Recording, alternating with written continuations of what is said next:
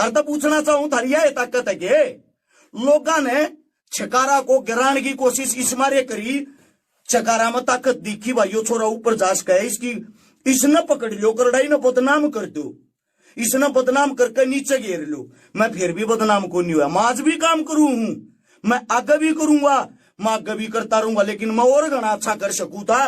मेरे अंदर इतनी हिम्मत है, मेरी टीम इतनी मजबूत है, नाखा में लठ एकला चढ़ा दूंगा इनके, इन सब का ये जो नेता बन रहे ना सबके एकला नाखा में लठ चढ़ा दे थारा बालक, जब तुम साथ देनिया होते तो। हिंदू मुसलमान को काटने वाला, मुसलमान हिंदू को काटने वाला, शाम के 8 बजे खबर देखोगे ना, एक दूसरे की गर्दन पे तलवार रख के ऐसे दिखा रहे हैं, अगर बाथरूम तक गए कहीं गर्दन कट के ना पड़ जाए। आप जमीनी सतर पे बताओ मेरे को, मैं हर जगह जाता हूँ, ऐसी कोई जगह ही नहीं जहां मैं नहीं गया हूँ। जयपुर के अंदर 2.5 लाख मुसलमान साथियों का ग्रुप है, मेरी टीम है वो। इतना वहां के जो मुसलमान आपस में एक दूसरे को नहीं जानते, मेरे को जानते हैं। फिर ऐसे युवा भी तो सामने आते हैं ना, फिर हिंदू मुस्लिम पे होता क्या, ये लोग जानते नहीं है टीवी की बात को। मैं बताता हूँ क्या होता है। टीवी वालों को इतनी घूस दी गई है कि जहां भी हिंदू मुसलमान दिखाई दो वहां बाल की खाल बना दो, उसको पीस के इतना जबरदस्त तरीके से पेश कर दो, जब तक उसकी सच्चाई सामने आए, उसको लोगों को उसके बाद की जो चीजें हैं गलत सही का पता लगे, तब तक तो आतंक मच जाए। यानी कि लोगों ने रोजगार ढूंढ लिया। अच्छा, आप लोगों ने एक चीज देखी, डिबेट होती है, डिबेट में हिंदू प्लस मुसलमान को बैठा देते हैं। वे दोनों ऐसे होते हैं, दोनों साइड के मूर्ख है। मुसलमान तो उस हिंदू को गालियां देगा, उसकी कमियां बताएगा, हिंदू उस मुसलमान को गालियां देगा। क्या आज तक एक भी डिबेट के अंदर उन दोनों की तरफ से किसी ने भाईचारा जोड़ने की कोशिश की? क्या आपने कभी ये देखा है उन दोनों ने कभी शिक्षा, स्वास्थ्य, रोजगार के ऊपर चर्चा की हो? नहीं की ना। हमारा देश जहां कहा रहा है, हमारे देश में क्या 2 ही मुद्दे हैं, हिंदू मुस्लिम, किसी की किसी के साथ लड़ाई नहीं। देखो एक बात देखो आप, हिंदुस्तान जिस वक्त गुलाम था, इंडिया गेट के ऊपर आप जाना, मैं कहता हूं पर्सनली तौर पे एक बार जाना, वहां पे नाम पढ़ने शुरू करना, शहीदों के नाम लिखे हुए ऊपर से नीचे तक, वहां आपको हिंदू का भी नाम दिखाई देगा, मुसलमान का भी नाम दिखाई देगा। तो आप ये बताओ, ये जो देश है, ये देश हम सब से मिलके ही तो बना होगा। दूसरी बात, जिन मुसलमानों को ये कहते हैं मुसलमानों ने हमारे पे आक्रमण किया, मुसलमानों ने हमारे को धोखा दिया, मुसलमानों ने हमारे साथ ये किया, वो मुसलमान हमारा था ही नहीं। आप लोगों को पता है मुगल कहां से आए थे? बाहर से आए थे।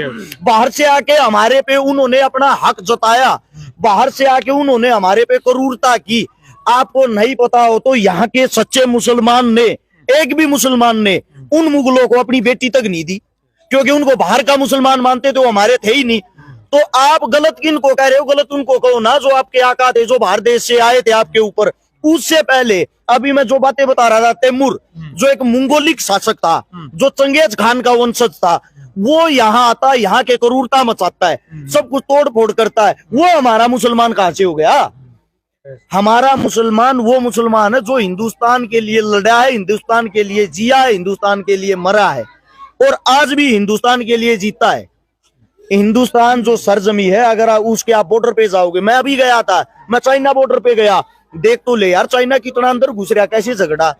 फौजी भाई पता क्या बोल रहे थे? हर्ष भाई टीवी देखते रहो, यहाँ कुछ नहीं है ऐसा, कोई गुलामी, कोई झगड़ा, कोई वो नहीं। बीच में व्हाइट कलर का एक टेंट बना रखा था, जहां हर रोज डेली शाम को डिबेट होती है, हिंदुस्तानियों की, चीनियों की, बैठ के वहां मुलाकात होती है। वहां से ये बताया जाता है उनको कि ऊपर से आदेश है दिल्ली से, आप लोगों ने गर्मा गर्मी का माहौल बनाना है क्योंकि चुनाव आ गया। मैं आपसे पूछता हूँ, वो पाकिस्तान अब इस वक्त कोई भी गोला क्यों नहीं फेंक रहा, कोई भी हमला क्यों नहीं कर रहा? भैया जी चुनाव नहीं है। युवा लोग जो होते हैं, ये क्या वजह होती है? जो एक युवा आता है, आपकी बहुत कम उम्र है, आपके ऊपर हमने देखा आपकी साइड पर सोशल मीडिया की, आपके ऊपर FIR दर्ज कर देते हैं झूठी, क्या वजह है? हिंदुस्तान के अंदर एक पार्टी है जो आजकल राज कर रही, जिसका नाम भारतीय जुमला पार्टी। अच्छा। वो क्या करते हैं, वो जुमलेबाज लोग, उन्होंने मेरे को कम से कम 20 बार ऑफर दे दिया, हमारा झंडा उठा लो, हमारा डंडा उठा लो। हमने कहा जब तक दम रहेगा, जब तक हमारे अंदर सांसें रहेगी, हम ये झंडा डंडा नहीं उठाएंगे। उसकी सजा ये है। उसकी सजा क्या है? वो कोशिश कर रहे हैं मेरे को घेरने की। कम से कम 7 तो मेरे घर अभी रेड पड़ी थी, अलग अलग दवाइयों पे रेड, इनकम टैक्स की रेड, GST विभाग की रेड, बिजली वालों की रेड, मीटर लगा हुआ है, मीटर पाट लेके कि आपका बिल कम आता है, सरकार के आदेश है, दूसरा लगाएंगे। अच्छा, बिन बोले 1.5 लाख रुपए का वो देंगे, कि आपने तार लगा रखे थे। मगा भाई बता दो किस चीज के लगा रखे थे। बोला वो सरकार से पूछना। अभी कल केस लगा रखा था मेरे पे, कल ही की बात है। मैंने किसी को जाति सूचक शब्द बोले हैं, इस चीज पे SC/ST एक्ट लगवा दिया।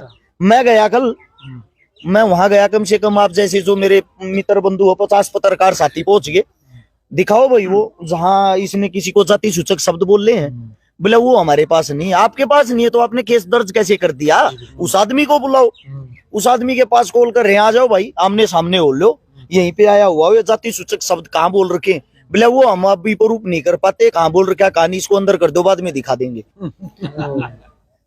इससे पहले अभी एक केस और लगाया जिसमें कल जमानत होनी थी लेकिन हो नहीं पाई। मेरे पे केस लगा रखा, मैंने किसी का प्लॉट कब्जाया है। अच्छा। सोनीपत के अंदर दानिश भाई वहीं रहता है, जो हमारा एरिया वो थोड़ा है क्राइम का एरिया है सोनीपत। जो मेरे पे केस लगा रखा है उसमें ये मैंने किसी का प्लॉट कब्जाया है और किसी को 5 लाख रुपए फिरौती मांगी है प्लॉट कब्जाने वाले पे। 16-17 मेरे साथ हथियार वाले थे, 20 मेरे साथ गुंडे थे और मैंने बहन बेटियों के साथ बदतमीजी की, उनके घर में ही जाके मारपीट की। अब इत्तेफाक देखना एक चीज का, इतना बड़ा केस होने के बाद SP साहब ने शिकायत दर्ज नहीं की उनकी। वे गए हैं सीधा CM के पास। CM को ना हमारे खट्टर साहब, उसने वहां से CM साहब वैसे तो मेरे को जानता नहीं मैं कौन हूँ, और सीधा अखबार में क्या खबर देता है, ये हर्ष चिकारा एक बहुत ही बड़ा गुंडा है। मेरे पे एक भी केस दर्ज नहीं है आज तक, कोई क्रिमिनल रिकॉर्ड नहीं है मेरा। ये बहुत बड़ा गुंडा, इतना बड़ा गुंडा है, इसके शहर के SP साहब ने इसके खिलाफ FIR दर्ज नहीं की। अच्छा, अब मेरे खिलाफ वहां से FIR दर्ज हो जाती सीधी CM हाउस से, वो FIR दर्ज होगी। मैं जाता हूँ SHO साहब के पास, मैं SHO साहब से पूछता हूँ, साहब मेरे को वो तो बता दो प्लॉट कहाँ है जो मैंने कब्जाया है, वह जगह कौन सी, मेरे को पता तो हो, कम से कम मेरे को तो ये पता होना चाहिए यह जगह कब्जाई है मैंने। और वह वीडियो फुटेज कुछ तो होगा जहां मैं गुंडे लेके गया था, मेरे साथ वे बंदूक वाले थे, ऐसी कोई रिकॉर्डिंग भी तो होगी जिसमें मैंने 5 लाख रुपए मांगे हैं, कोई तो सबूत तथ्य हो।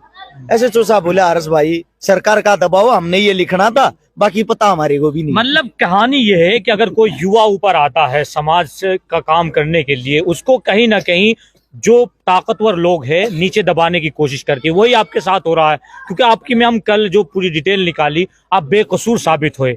हर केस आपके ऊपर जो है झूठे थे, वो सब आपने दिखाया लाइव करके। जी जी। लेकिन एक चीज का सवाल यहाँ होता है कि जिस तरीके से आप देखा है, शायद पहली दफा आप इधर यूपी में प्रोग्राम में अटेंड कर रहे हैं या और भी कोई प्रोग्राम अटेंड किया? आपके एरिया में थोड़ा आगे चल के 13 साल की बच्ची का 3 साल पहले बलात्कार हुआ था, जो गूंगी बहरी थी, जिसको जला के मार दिया था, जिसकी FIR तक नहीं लिखी गई थी। काफी चर्चित बड़ा मामला हुआ था।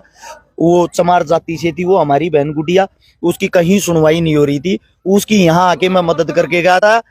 कोई लाखों रुपए उसके खाते में आए थे। लाखों रुपए आने के बाद मैंने उनको ये बोला था सीधा हाईकोर्ट का वकील करो और इनकी ऐसी तैसी करवाओ, तो क्योंकि आदमी जब पैसे से मजबूत होगा सब चीजों से लड़ना सीख जाएगा।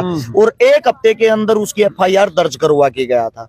यहाँ से अभी भाई बता रहा था, दानिश भाई हरिद्वार गए थे, हरिद्वार भी गुड़िया की शादी करवा के आए थे। यहाँ पे पीछे मैं आपको अभी मदद बता रहा हूँ, इससे पहले वाला एक पुल था, शायद पुल से वो करनाल रोड जाता है जो, उस पे भी अभी प्रोग्राम में आए थे, 6 महीने पहले की बात है। अच्छा।